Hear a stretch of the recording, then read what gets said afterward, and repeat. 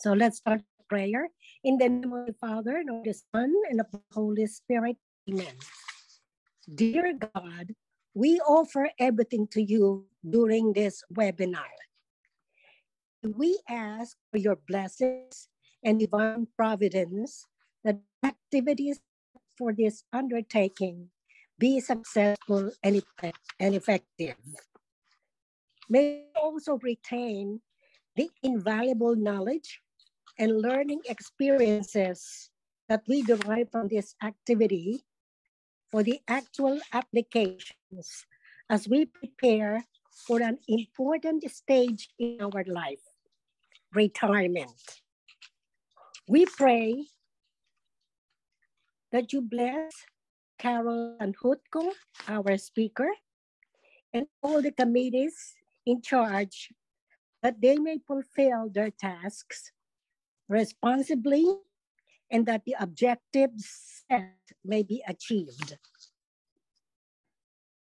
Following this webinar is an election of AFTA officers for 2023 to 2024. We thank you, dear Lord, for the guidance and wisdom you gave our past officers in the performance of their duties and responsibilities. We thank you for the unique gifts and talents and their leadership abilities that made our organization productive and serviceable to all educators and the community. We ask, Lord, to continue to guide the incoming officers after they have been passed the torch. This we ask through Christ our Lord. In the name of the Father, the Son, and the Holy Spirit. Amen. Amen. Good evening, everyone, and good morning to the Philippines. May we ask Miss Penny Badana to introduce our guest speaker for tonight? Okay. Good evening, ladies and gentlemen. Attorney Carol Tanjutco, who is a certified public accountant, is a registered investment advisor working with AFTA members since 2009. She started in the financial industry in 2005 as Chief Compliance Officer. Good morning, everybody. Coming from her private practice and litigation, she transitioned to a securities firm in 2012. I joined her when she received her award as the Northeast Zone Top Investment Annuity Advisor in 2014 in New Orleans. Attorney Carol was a Manhattan General Office Eagle Awardee in 2019 and a recognized business leader in the Filipino-American community of New York. She's frequently serving as resource speaker for grassroots organizations for such topics as mutual fund investing, financial planning, elder abuse prevention, and related financial compliance topics. Most important of all is the fact that Carol has been a strong supporter of AFTA for 14 years. She is AFTA's Eudora Alonso Awardee in 2015. Ladies and gentlemen, may I present to you our multi-awarded speaker for tonight, Attorney Carol Tanjutco, who will talk about, are we ready to retire? Ladies and gentlemen, Attorney Carol. Thank you so much, Penny, for your kind words, and everyone for having me once again. And this time in our new normal in Zoom, I miss everyone in the past years for all those CE sessions that we have live. And we have food and dancing and all of that, but maybe coming soon.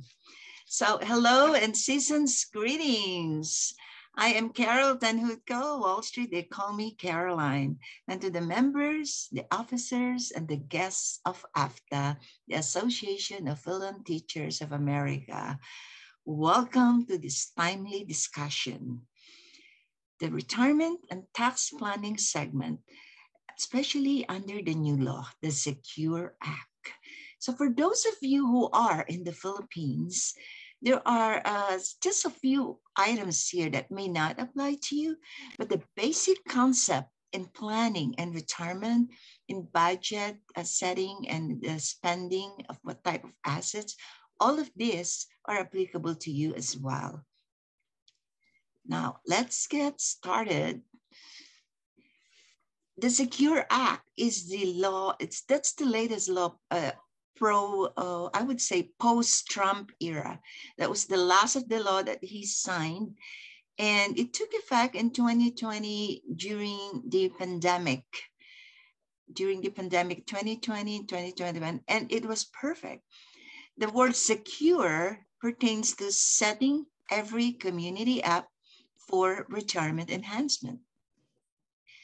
I will only talk about the changes that will impact retirement. There are so many changes in the Secure Act, but most important of this is that there's the repeal of the maximum age for traditional IRA contributions. It used to be that you can only contribute until age 70 and 1/2. Well, not anymore. So this is good news for those of you who want to continue working beyond 75, maybe until 80, and keep on putting more money aside in your traditional IRA. That's possible. And also there's the increase in the required, in the what you call the RMD distribution age. The RMD age prior was 70 and 1/2.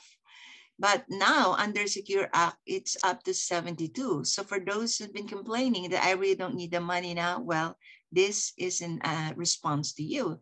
Now at 72, you can start liquidating. But you know what? Uncle Sam needs the money. So whether or not you need it at 72, you still have to take your RMT. That means required minimum distribution. That's approximately 4.5% of your total asset at that age. And then it goes up higher as we age. At age 80, it might be a little bit more, like 6 or almost 7% of the portfolio. Now, there's a partial elimination of the stretch IRA. Now, pay attention to this one because this is very important. For non-spousal beneficiaries, for those who have spouses, for example, the between husband and wife and one goes, the portfolio goes to the other spouse, so that's no problem because the other spouse will just treat the retirement as his or her own IRA. But for those without a spouse, that is a little bit more complicated because now you're talking about children or grandchildren who will inherit from you. And why is it a problem? Because under the new law, they can no longer treat it as their own inherited IRA. Instead, they have to liquidate it in 10 years. And here's the problem, why that may not be an important note to you. If you leave your assets to your children or your grandchildren, chances are at the time, their tax bracket is higher than your tax bracket right now as a retired person. So what you're doing basically is leaving your assets to children or grandchildren with a much higher tax bracket. And so you are taxing your entire portfolio plus all the earnings of the portfolio. And I'm going to show you later how to be more tax effective. For those in the Philippines, this may apply to you too. And lastly, for the retirement plan withdrawals, it is now allowed to withdraw $5,000 per child adopted for those of you who wants to adopt children. So that's a minor one maybe, but 5,000 penalty free, that's one of the new changes. So moving on, let's talk more about budgeting. A lot of you ask, am I ready to retire? Well, it depends on the assets. If I'm your advisor sitting with you right now, first, I'm going to take an inventory of your assets and I'm classifying your assets accordingly, taxable, tax deferred, and tax-free. I'll go over one by one later on, but on a total portfolio, I would like to see the total amount we're dealing with.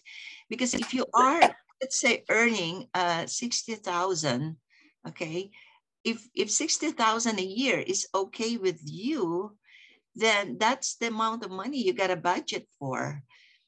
Let's talk about Social Security. Social Security on the average is about 20,000 for the average employee. That's about 1,666 per month if you're age 66 or 67. So approximately 20,000 a year. So you can see a shortfall. If you need 60,000, then minus 20, you have a shortfall of 40,000, right? And that is what we're going to talk about, the shortfall. This shortfall is going to come from one of these assets. But is it going to stay as long as you live? Well, you know, back in the 90s, we have what you call the 4% Bangen rule. There was an advisor. His name is William Bangen back in 1992. And because of him, the practice of taking 4% from your portfolio has become a normal. And he tested it and it worked at that time. If you take only 4% of your portfolio is going to last for about 30 years at least. But that's not so true today. But let us assume 4%, okay? Stay with me on the 4%. If you need 40,000 more, right? And you can take only 4% on a portfolio for a simple math, well, how much portfolio do you need? So you're talking about 40,000 divided by 4%. You need $1 million, right? $1 million to take 4%, then that's your shortfall, 40,000 a year.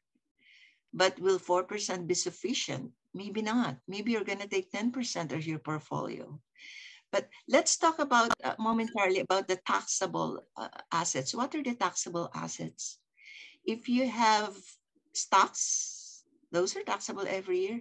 If you earn dividends, if you earn rental income, or all other income that you take, those are taxable each year. I would suggest that you start spending all the taxable money first. And then the next bucket of money that you spend is the tax-deferred money. And what are the tax-deferred money? These are your 401k. This is where you put your money and including your IRA. Tax-deferred because for those in the Philippines, they may not have this, but here in the United States, if you put away your money in a 401k, that section of the IRS, it's a pre-tax money. So your money grows tax-deferred until you take the money out. When you start taking your money out from your 401k or your IRA, that's when you start paying taxes. In the meantime, the investments, everything goes tax-deferred. And that's good. Now, the tax-free, this is more into the Roth IRA. If you establish a Roth 401, for those of you with a Roth 401k, that is good. Because what's happening there is you're putting away money, investing money, and then it's growing with the equities. Like in the past 10, 12 years of the bull market, all that money is tax-free. Now, if you then have the Roth IRA at the time, there is still a chance. And that's what we're going to do. I'm going to show you later how to do a Roth conversion. Now, incidental to this, it's necessary to talk about your goals in retirement planning. While you're trying to figure out if you have enough money in the portfolio, am I really ready to retire? Well, think also about your goals in retirement.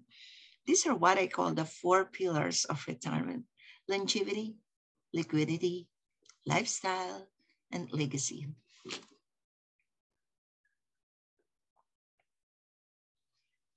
Longevity and liquidity frequently goes hand in hand. Longevity has something to do with our life expectancy. So there's good and not so good news. You might say, yes, we live longer. Yeah, that's good news. Well, not so good news. Well, we need more money to sustain that longer life. So your first question might be, how long will my retirement assets last? Again, we take a look at your portfolio and review everything you got and take a calculation of your expenses if this will meet the shortfall. But if you don't meet the shortfall, you have other options, because if your health is good, you can continue working and you can continue to put away money in a traditional IRA, because under the new law, you are allowed to do that. Now, the other important matter, and this is where your advisor is important to you, is the allocations. What allocations do I need to make my money last? If you're invested in bonds or in fixed assets earning 3%, seriously, simple math, and you spend 4% or 10%, but then you earn 3%, just how long will that money last? It's not going to take you very long.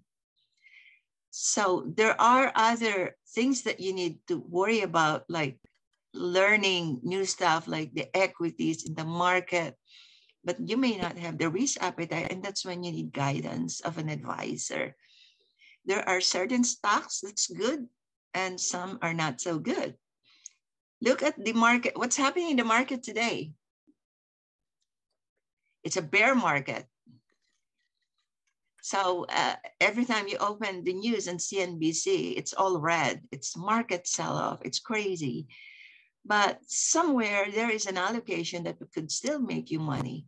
So, and this is a point where you need the help of an advisor. Maybe you need to reallocate your asset. And I'm not just talking of specific kinds of fund. I'm also talking about the different kinds of the vehicles that you must put your money into. Are you going to put it in bonds? Are you going to put it in treasury? Are you going to put in annuity? Now, annuity, be careful. There's so many kinds of annuity.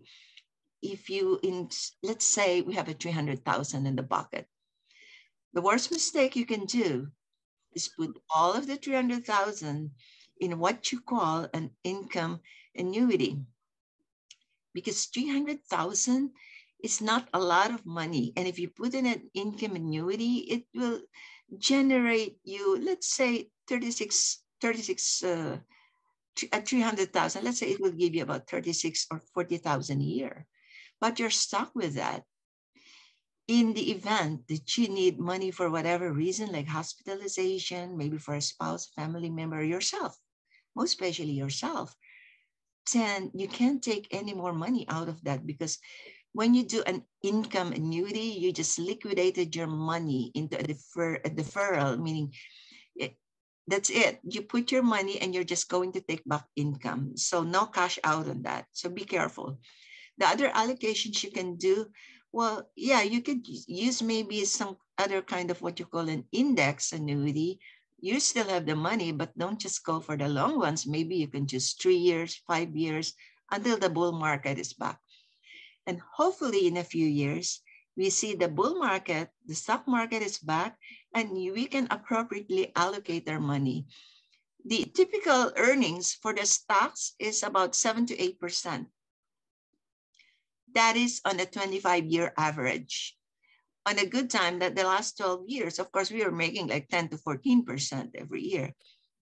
But as you can see right now in the bear market, we're down 20%. So these things happen. I talked to you about the 4% rate of withdrawal, the William Bengen rule. That was very effective in the 90s. It needs some adjustment today. And the fact is, most retirees take more than 4% of their portfolio. So again, as we talk about these things, think about how much is in your 401k right now. Everyone has different portfolio right now. Think about what you have saved aside from your 401k, those taxable and tax-free money. And we'll tackle the dynamic withdrawal strategy in a little bit. The other pillars of retirement that I mentioned earlier is lifestyle, my favorite, lifestyle and legacy. Lifestyle, when you talk about retirement, aren't you thinking of travel? Things that you've always wanted to do, like hobbies, Maybe you'd think about spending more time with family, with grandchildren, taking them on entertainment. All of this costs money. Mhm. So try to figure out, make a monthly budget of how much you're willing to add to your already bucket out there, and then figure out in a year, how are you going to make that happen? Legacy, well, legacy is not just a charitable giving. Many of us are putting away like 10% for the church and for other charities. And you know what else I include in charity? Some friends or relatives who come to you for whatever needs they have. I owe you. Well, you can forget about paying back, right? I think you know that the minute you release anything under an IOU, it's probably not coming back to you. So this is written off as part of his charitable giving. And legacy, like I mentioned, if you are leaving your money for your grandchildren, that is a legacy. And chances are you may want that to be tax paid, because those grandchildren in the future are going to have a very high tax bracket. So think about it. Where's the tax rate going? Is it going up or lower? It's just going up every year. I've never seen it go lower. And where's our need for the income? Are we going to need more money in the future after retirement? Maybe some advisors will tell you that you spend less after retirement. Well, we know that's not necessarily true, because later on, associated with aging, there's so many other expenses. For example, Medicare bills. When you talk about having durables or even hearing aid, for instance, these are not covered. So these are extra monies that you plan for. The long-term care as well. Now, the advantages of tax-free money, that's where it kicks in the latter stage of your life. If, for example, look forward, think in advance at the age of 85. Let us assume we are now 85 years old, and so many things happening health-wise, and suddenly you need $100,000 for medical reasons. Can you imagine if you're taking $100,000 from your taxable money? Let's say you have your IRA, it's tax deferred, right? And even though that money made money in the bull market, even though that money doubled, all of that is taxable. And if you take it out in a later stage, you're going to get hit with huge taxes on a time when the taxes are higher. And that is why the advantage of a tax-free money becomes even more significant. Think about bigger spending ahead and a future higher tax rate. But even if you're leaving that as a legacy for the grandchildren, think about grandchildren or your children having a higher tax bracket where you are right now. So it makes sense. A strategy for a tax-free legacy is conversion of a Roth IRA. From the time you retired, and even after you have retired for many years now, let's say you're 70 right now and you've retired, you know what? You can give yourself 10 years to convert your entire IRA so that by the age 80, you're already earning money, spending money that's absolutely tax-free.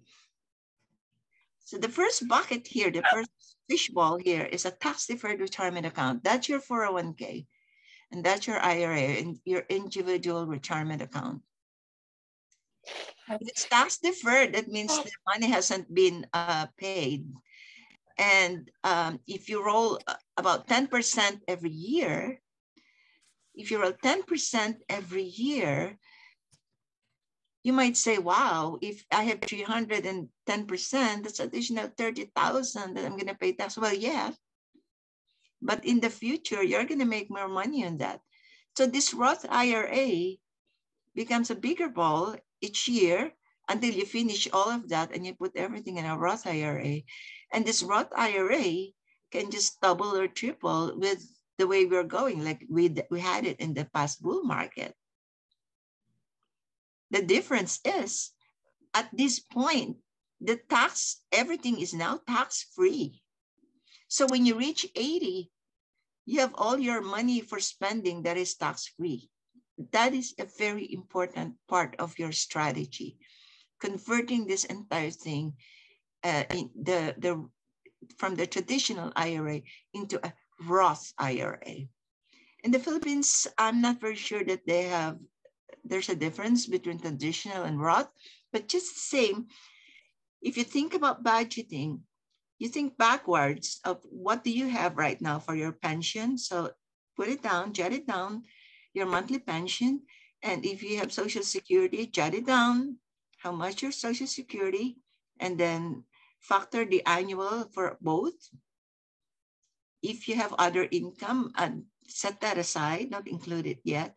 And then think about how much you need for your expenses, for your lifestyle, for your legacy. How much do you need every year? And that money, you could just now consider whether or not should you do more Roth conversions so that you can have more tax-free money later on? Or is it okay that you don't convert at all because anyway, you're going to finish it up in like 10 years. So everything really depends on what is the total portfolio we have. But I think at this point, you might have a better idea. Now, I would like to open the forum for questions. If you have questions, I know we have a very limited time and I think we're pretty much on time. If you have some questions, and I can go back to remind you of what we're talking about here. Here. How many of you are now currently retired? We can get out of this if you want to meet face to face. But how many of you are now currently retired in the group? So maybe half, less than half. For those who are contemplating retirement, what issues have you come across? Or maybe not immediately retiring, but just managing your 401k right now. What are the issues that are confronting you? Question, attorney. Yes. Needs here. Hi, Needs. Yeah. Hi, how are you? Thank you for presenting this. Yes. Let's say if I intend to retire at 59, let's say 59 years old, what would be your best advice for me to do with my TDA? Because I know that 59 and a half, we can get our TDA, right? Right. So what would be the best advice? Because like, I do not know. Will I put all my money, just stay there with the TDA until it reaches 70, or I can get some of it and transfer it to Roth IRA? Well, by doing the Roth IRA, take note that you're going to pay taxes for that year. So let's say you convert first. Before you can do the Roth IRA, you should first do the IRA, because that's how it works. First, you do the traditional IRA, then the traditional goes to Roth. So let's say you convert a portion of it. Let's say you convert 50,000 out of it. Take note that you're going to pay 50,000 for that year. So maybe if you retire this year, you wait next year to start your conversion process, because next year your income, I assume, is not as big as your current income right now. And question about the TDA, it really depends on the total portfolio and whether or not there is an advantage to leaving the TDA. Is it going to earn any fixed income by leaving it there? How much are you earning right now by leaving it there? Are there options to do better? So these are very important. Look at the options. I'm making a follow-up with that options about the rate, right? I am not sure if the traditional IRA would yield me better rate, because I'm not familiar about that traditional IRA. But with the current TDA, the fixed variable is like 7 point something. Um, that's the fixed variable that we're getting now. Are the, would Do you think the traditional IRA can provide me better than 7 point something rate, or is it way below?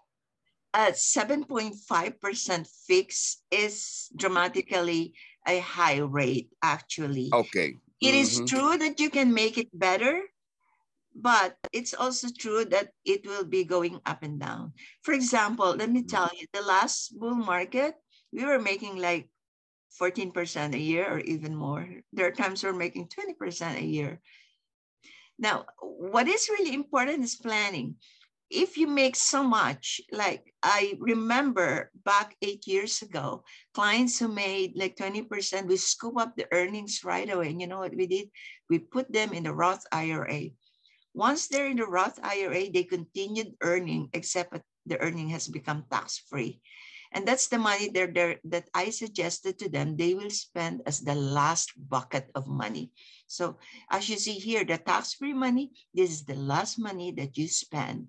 Spend first your taxable money, which is the pension that you're going to receive, right? Because this is taxable to you. And if you want to continue teaching, maybe on a part-time basis, yeah, spend that money first because it's taxable. Your tax deferred, that's your TDA. The TDA, you start your Roth conversion every year as part of your planning. Okay. Because if you just leave it there entirely, 7.5% is good. However, it is taxable. So 7.5 every year times 1.75 times 1.75. So you go on and on every year, right? Right, but then right. it is going to be taxable. So the better planning strategy is take up some money and convert it little by little. So in 10 years, think about you enjoying your money, traveling, and doing what you love doing best, and hardly paying any tax. Another question. By the time, let's say, I would reach that 70, I hope so.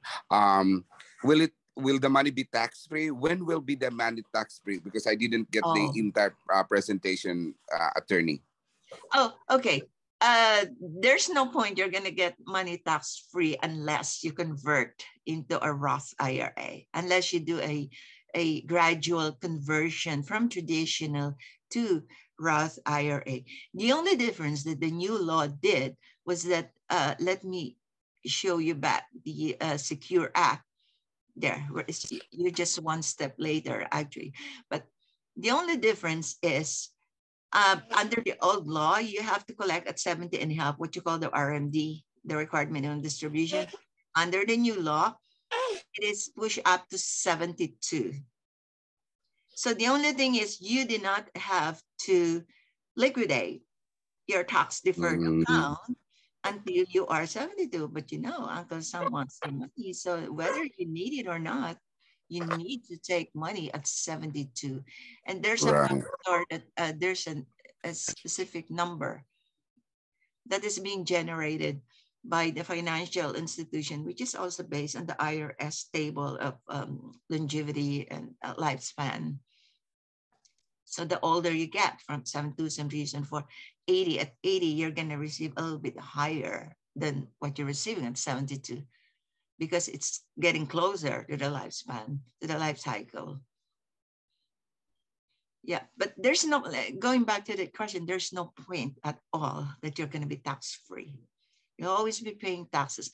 Like in the Philippines, as we discussed earlier, they will always be paying taxes unless they're diplomats or unless they have invested in certain bonds in the Philippines that is allowing them to go tax-free. But for majority of you in the United States, it's really up to you how to make your income tax-free by converting the tax deferred to the tax-free asset. And that is this conversion. But you can do it gradually. There's, there's no need to do it like one time, because like I said, you'll have to pay taxes.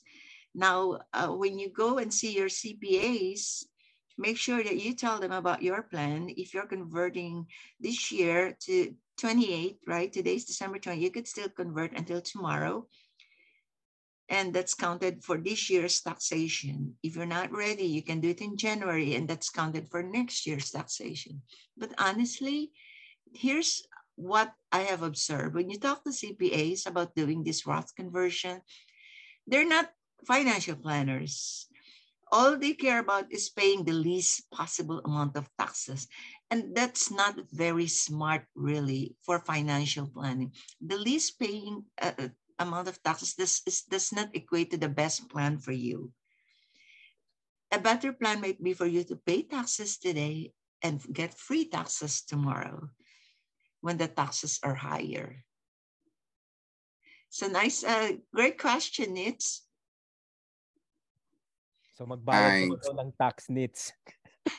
Magbabayad. Ayoko na. Buti nga kung makaano ng 72. Pwede bang gastusin na yung perang yan? Ching. So as long as you keep on spending your money, you always pay taxes, unless you already decide to, convert, right? Gradually, like shown in this fishbowl. When that Roth IRA is bigger, then it becomes a much bigger bowl, and everything is a tax-free retirement income. And that's the best money that you can leave to your loved ones, that you can leave to your children and grandchildren. I don't have children, attorney. I want to enjoy my money. How can I enjoy it? Di ba, Chris? I suggest you finish your money. Hindi, ayoko mag-adapt. Gusto ko. Ikaw na lang i-adapt ko, Day. Oh, we have a question from Leovi Diaz. Leovi? Yes po, attorney, good evening. Yes, hi. Follow-up question pala doon sa sinabi niyo to convert either until tomorrow or January. What's the advantage of converting tomorrow versus January? Well, it's going to be taxed at your tax bracket this year. And also this year, we have that law that gives it a bigger, the exclusions are bigger until next year. We don't know if the Democrats going to extend that law, because remember that was a Republican law and they gave additional exclusions. We don't know if they're going to extend that. But this year and next year, it's good to spend more money because of the exclusions. It's much, much bigger. And the tax bracket is slightly lower. So you do conversion this year, next year, that's good for you. Okay. Thank you, attorney.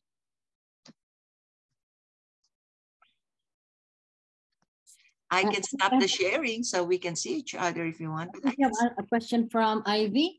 Hi, ma'am, attorney. Hi, Ivy. Yeah, so I'm not so good. I'm not smart on investing, but just giving you a heads up. I'm aside because I work for the DOE, and also aside from 3B, I also joined participated with TDA, and personally also I'm investing on the Roth IRA through Fidelity. Good. Yes, so I don't have any idea, but if you could give me, like an idea about, or general idea about what are the pros and cons of what I am doing right now, because I'm just, I just put money on this Roth IRA and TDA. So you got the tax-free, that's your Roth IRA. You got the tax-deferred, and that's your TDA. And you're investing into stocks. That's your taxable money. Good. You got it all covered. Now, if you can add more money to this lower bracket here, the tax-free, that's good for you. Especially now, the performance of the market, we're in a bear market, which means it's not earning that much, but it's a buyer's market. If you buy more into the tax-free account right now, when this whole thing is over, you're going to see this ballooning double or triple, and everything is tax-free. Wow. So that is your advantage. Take advantage of some For example, for those of you, even though you have a TDA, you can still do a Roth IRA catch up. As long as, let me see, what is the income right now? If you're single, let's talk about singles in the group, right? If your modified adjustment gross income is below 144,000, you could still start contributing to your Roth at $7,000 a year. Why not? 7,000 tax-free money. Come on, pay the tax this year and set it up. Moving forward, when we're back in the bull market, you will see a lot of money just ballooning and double and tripling. We had it for 12 years. It's unbelievable. Can you imagine if all of this was tax-free? Then you get to a point, you're spending money that you just made in the market. It's all free. It's all free to you. Yeah, so that's what you can do, Ivy. You can start putting more in tax-free. And for everyone else, if you're single and your 2022 income is below 144,000 and the modified AGI, that means remove the exclusions, then you can open the Roth. Now next year, 2023, it's 153,000. If you're below 153,000 on the modified AGI, then you can start doing your Roth needs. Just put away that 7,000. If you're above 50, you can do 7,500 every year. 7,500. Yeah, put away Roth IRA year after year after year. Who knows, you may not want to retire. Listen, if you want to continue working, and let's say you retired at 59 or at 60, and then you want to do your part-time work, this is the greatest idea. Keep on putting away 7,500 every year on your Roth IRA. Because for instead of putting all the the deductions from my tax deferred, right? Yes. Because I got my maximum tax, like for my tax deferred, so I can put some of them in the tax free, like what Ivy is doing. Because I really don't know any idea about the IRA, like Fidelity. I heard about the word Fidelity, but I'm not Fidel. No, any provider, any company, any bank, any financial advisor can give you a Roth IRA. Alam mo lang infidelity. So meron pa palang ibang IRA Roth, hindi lang yung Fidelity. Ay, hindi meron lang. Ivy Zero ko pala. price. Kasi Swap, loyal si Ivy. Marami mainstay. It depends on what your advisor can advise you. Kasi if everything is going Wala akong down, advisor, there's something attorney. somewhere. Well, we can help you with that. Si Chris lang naman ang advisor ko. Yeah, we can help you with that. Do you have another question, Leovia, or we're good? One more question po. Sige. And then, okay, bababa ko lang ang hand ko ulit. Okay, sige. Speaking of stocks, attorney, with the market really bad, what do you suggest? Do we pull out? And if we pull out, can we declare that as losses? If you are talking of stocks per se, you're on the taxable portfolio, right? You're not inside the tax deferred. Okay. No. Well, you don't just pull it out and declare losses unless you need to declare the losses to offset another income. If you really are not offsetting any income, it doesn't make sense to declare the losses. So what you can do is look at specific equities that you own. There's certain equities that when you study them, it's not really gonna happen. It's not going up. It will keep on going down. So you might want to switch equities, but staying along the same line of equities. In my case, for instance, I early of last year, I switched to an entirely different type of equity, which is not the S&P 500. It's not your consumer. I invested 100% on natural resources, but that's me. It's a very, I wouldn't advise everyone to do it, but especially it's low it can also. suddenly go down. Yes, it's very low. Yeah, it's very low also, attorney. Mhm. Attorney, like along this question, like the tax deferred, right? Yeah. Um, the only variable that we can really earn, it was the fixed variable. Now, I since I know that the market's really very low, I have only the other stocks that I went to was the international, the diversified. Diversified, Uh, yeah. Yeah. yeah, Yeah. the The better diversified, one. right? So Yep. what I did, I pulled out because like I lost a lot of money from that, from this account. So I pulled them out 100% to and put it into my fixed variable, and it's gonna be by January of 2023 it will take effect. But I put it in only for like about 6 months. Then I will That's a good decide to choice. return it back. That's a good choice, right? That's a good choice For because now, for now. the bear market it seems to me, is extending to 18 months. Right. Yeah, Yeah. I know. So Yeah. if you have a fixed variable 7.5%, nobody can give you 7.5% these days, except Right. index annuity, and that's not sure. In an index annuity, you can have 7.5 if the market is good, but it's not fixed. The only reason it's called index annuity is that you're not going to lose if the market goes 20 or 30% below. You're still uneven. You have a floor, but it's not going to give you 7.5% that you are currently getting. Nobody can equate that at this market. But So that it's is good to only have that true at because this of market. this market, right? Only because we are in a bear market. If you look at 12 years Right. ago, we're doing better than that. Mm-hmm. So it really is a So choice, Nitch. You can think about leaving some money in that account and start building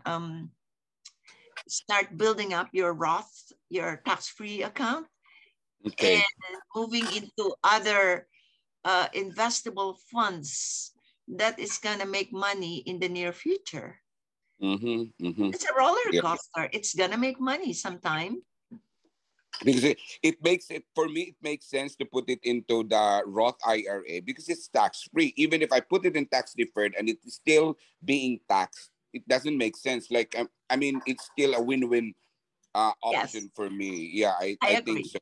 But what's the best Roth IRA product?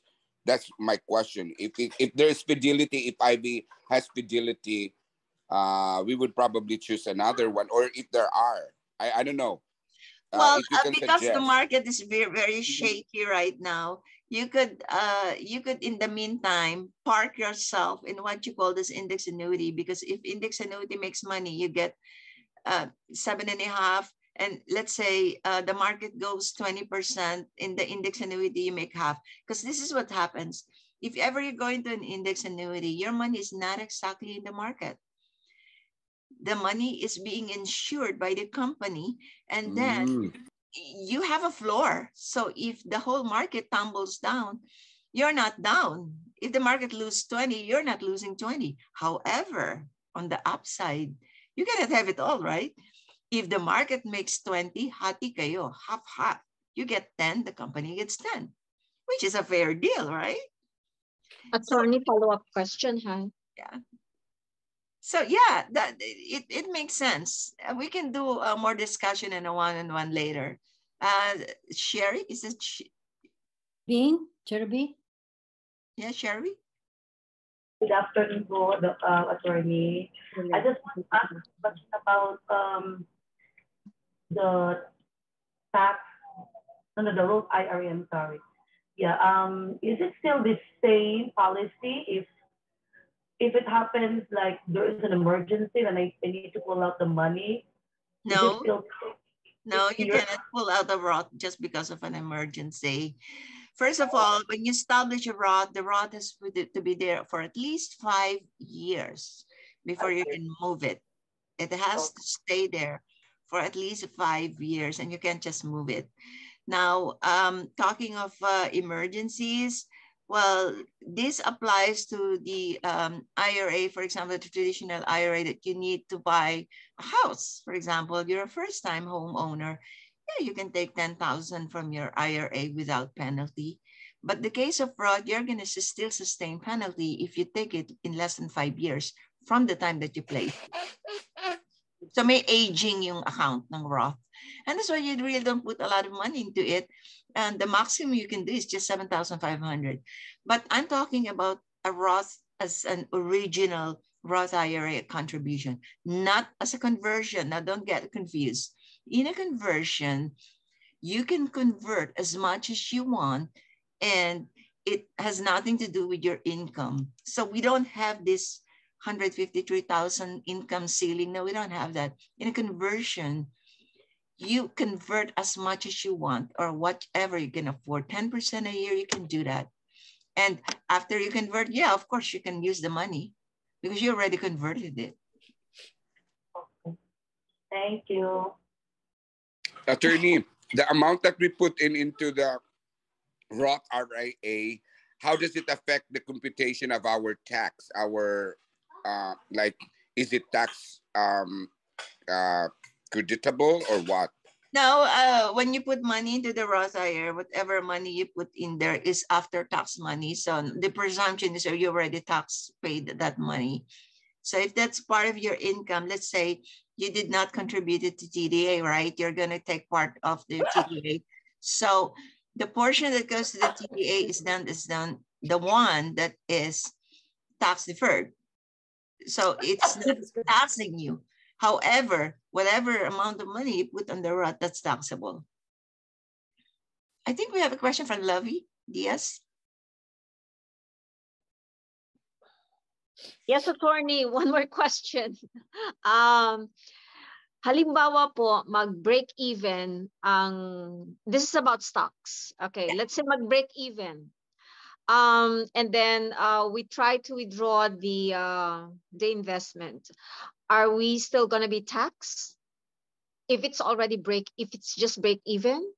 No, you're talking about brokerage account, right? Not the taxable brokerage. Oh no, if you just take it because it's going to be a wash.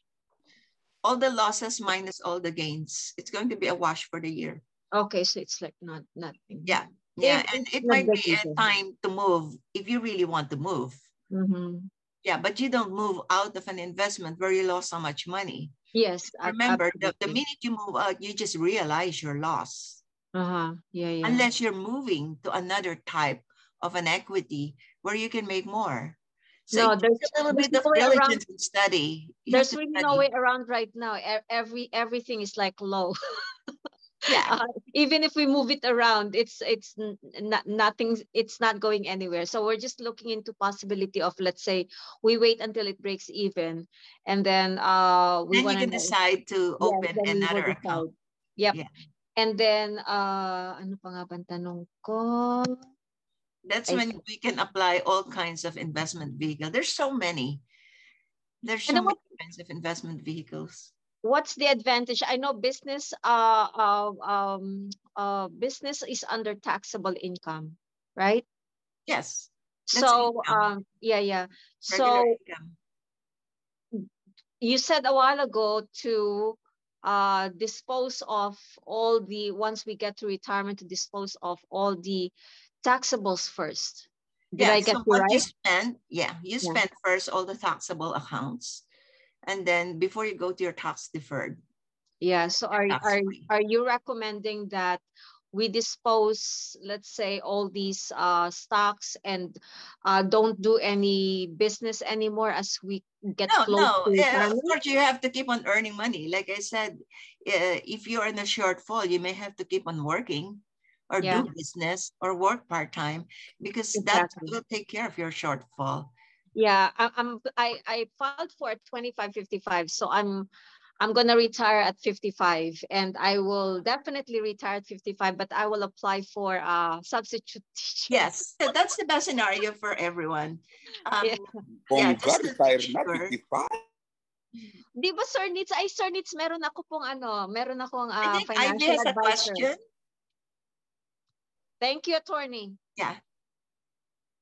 I don't have a pot. That was a while ago. Okay. All right, so I think we're good. if they have further We can questions, stop the share and see everyone else. maybe they can send you an email. Would that be okay? Sure. Let me see on a gallery. Ooh, now I see everybody's name on a gallery. Kanina, we can see each other. And you can open, we can have a cheers for a Happy New Year, everyone. Happy New Year. Here's wishing everyone greater prosperity, the best of health, endless love. Thank you, attorney. Thank you, thank you. AFTA. So until next, find a date. The next topic that might be good for an earlier planning is the wills, the healthcare proxy, and the powers of attorney.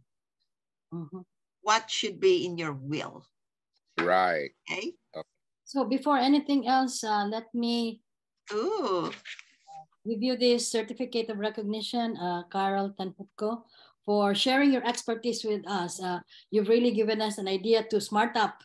Kasi most of us were just thinking about yung lifestyle when we retire, but we really need to, think about the math behind, everything after retire, when we retire, even during retirement, right? Yeah. So thank you for your expertise as our resource speaker on Am I Ready to Retire? This is a free professional development webinar for Filipino teachers today. So given this 20th day of December here in New York City. Thank you very much, Carol, for your expertise. Cheers. Happy New Year. Thank you. Thank You take care. See you again. And Bye-bye.